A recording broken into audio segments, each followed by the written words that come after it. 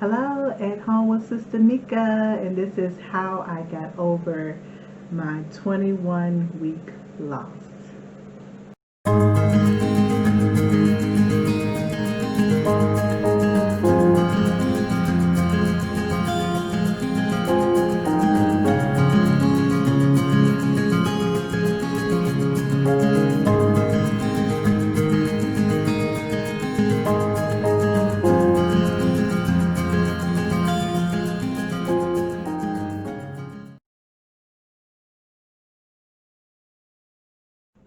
Hi, at home with Sister Mika.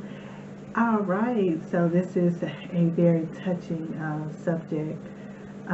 Like I said, I talked about my children and how I homeschooled them, and this is a story of how I lost my first baby.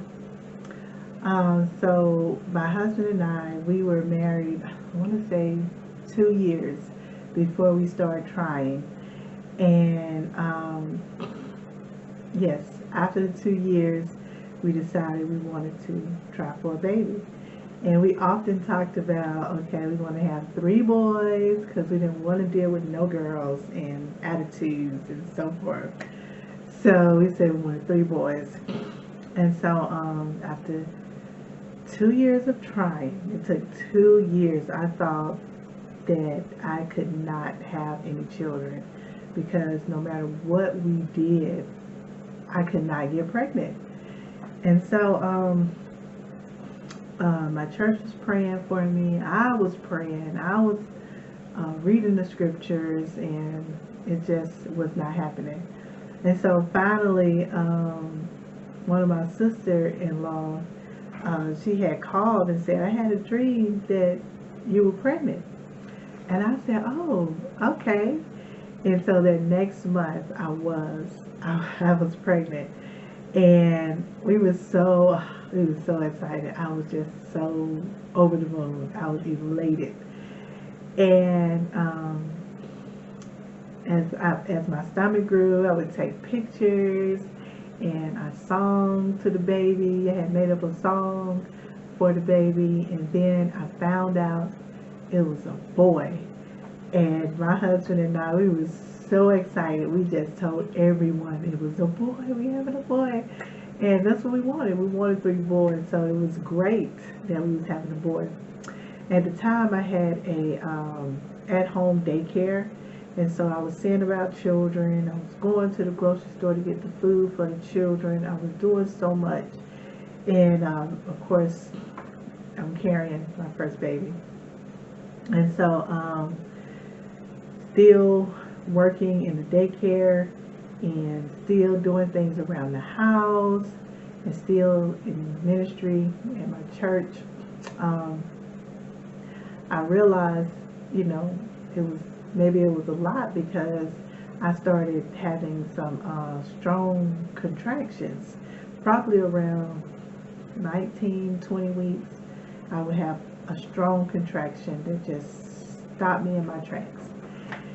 So finally, I called my midwife because I had a midwife, and I called her and I was telling her what I was experiencing, and she said, "Well, as long as it's not, as long as there's no blood, and as long as it's not continuous, like so many in an hour."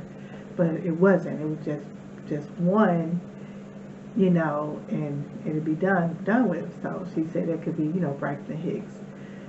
So I just went on, and she told me to rest. And so I had asked my sister, my older sister. So now I'm about 20 weeks, and I went to get a what's it called, ultrasound, and they checked my cervix. They checked everything. Everything was great. And so I went back home, and this week went by, and I was 21 weeks, and I started having that contraction again. And so I asked my sister to come and cover for me in the daycare so I can rest the whole day. So she did, and Friday came, and she took over for me, and I just laid in the bed the whole day. And so once she was like, okay, Mika, I'm finna leave, And she left, and I got up, from resting. And when I got up from resting, I just started having back-to-back contractions.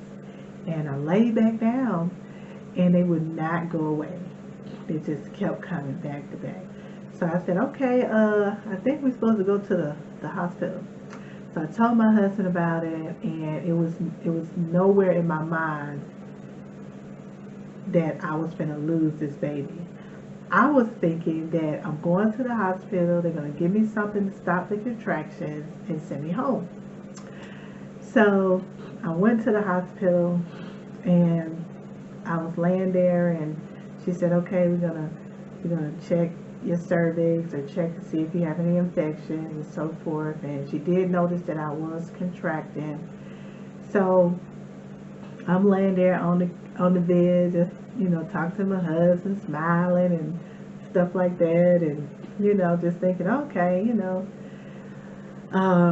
everything's gonna be all right. Hopefully they can just give me something so that these contractions could stop. So she checked me with a swab and everything. And after she left, I had got up and went to the restroom. When I went to the restroom, I started bleeding. And that's when I started to panic. I started to panic and cry. And my husband's like, it's okay, it's gonna be all right. So I get back in the bed, and I got back in the bed, and I told the nurse what was going on. And she said, well, we're going to check you. We're going to look and see what's going on. And so when she looked down there, she kind of got up, and she went to go get another nurse. And then they both looked. And she was like, you see what I see? She's like, yeah, I see what you see. And of course, them not saying anything, I knew something was like not right. And they called the doctor, and the doctor came. And no, the doctor talked to me. They called her on the phone, and they gave me the phone, and she had asked me a crazy question. She said, how much you want this baby, or something like that. And I'm thinking, what? Of course I want my baby. Why wouldn't I, And she was like, basically, I was already at 10 centimeters, and the bag was bulging. So it was basically nothing they can do. And so finally, a doctor finally came in and explained that to me, that my bag was bulging. I was 10 centimeters with no cervix left, and I was going to have that baby tonight, and he wasn't going to make it. And so, of course, there was so many emotions that ran through me. I was devastated, I was upset, I was angry, I was sad, all in one. Just so many emotions just ran through me. And so when it happened, finally, because it took a while for me to start having strong contractions, but when I finally started having strong contractions, he came out, and they took him away. And so when they came back, they was like, did you want to see him? And I was like, no, I didn't want to see him. And my husband said, yeah, he wanted to. And so I was so hurt. And in my disappointment, it was just like, I didn't want to deal with the pain, I guess, at the time. But my regret today is, I wish I wouldn't have been so, I wish I would have held him and watched him take his last breath. I wish I wouldn't have allowed them to take him away, but I wish they would have put him on my chest and watched him take his last breath. But I didn't want to see him because I was upset that this has happened to me, and I just felt like I wanted to die. And but my husband, he wanted to see him, and he came. They brought him to my husband, and my husband, he showed him to me, and we both sat there and cried, and I was able to look at him and hold him you know, and look at all his features and stuff, and until, you know, they took him away. So after the hospital experience, and I'm at home, and I am,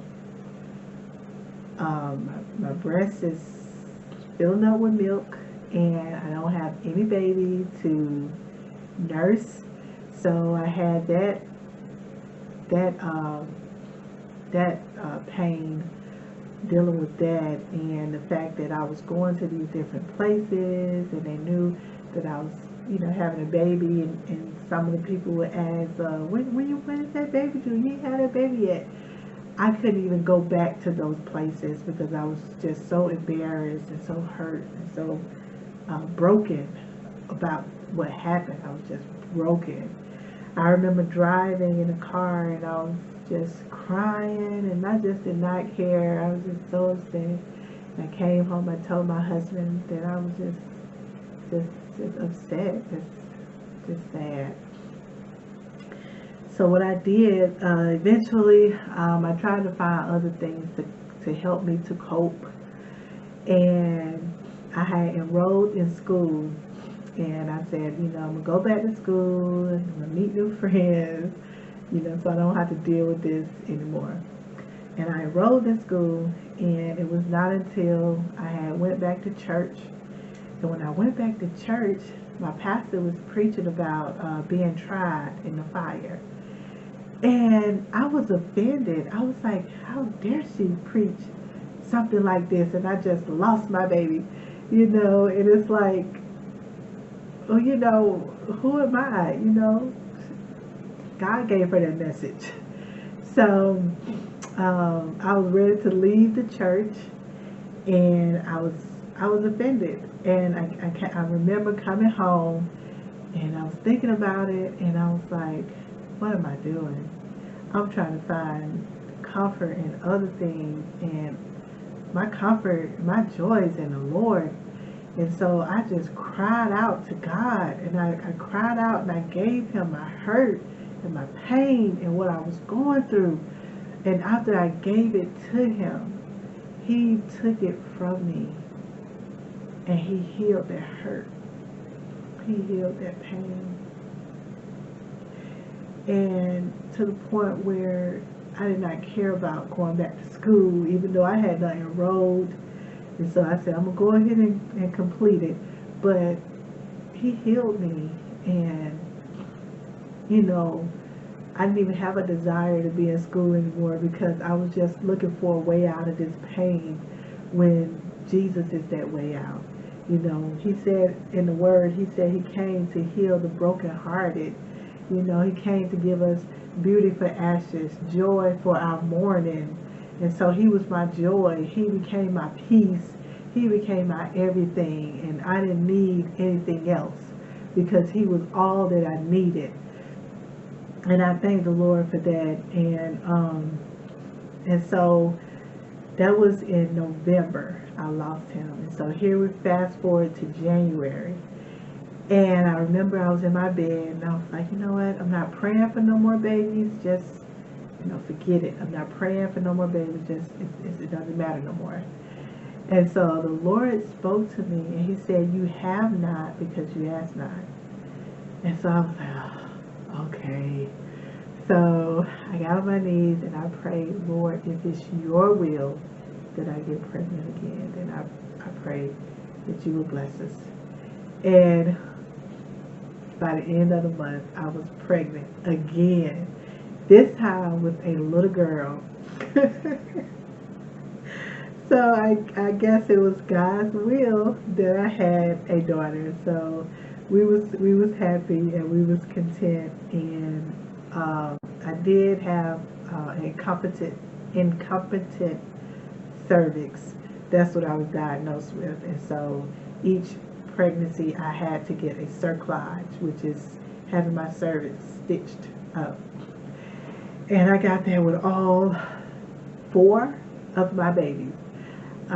So I thank the Lord. He blessed me overall with 4 kids after that first loss. And so for those that are out there, there is hope. My husband and I did not lose hope. We didn't give up. We continued to, after I prayed and the Lord gave me a desire to pray, then we kept having babies and the Lord kept blessing us. And so I thank God, and if you're going through this, trust in the Lord, trust in God. He can take away your hurt. He can take away your pain. You don't have to go through this alone. I'm here. If you want to message me, you can personal message me, and I can help you through it. I've helped this one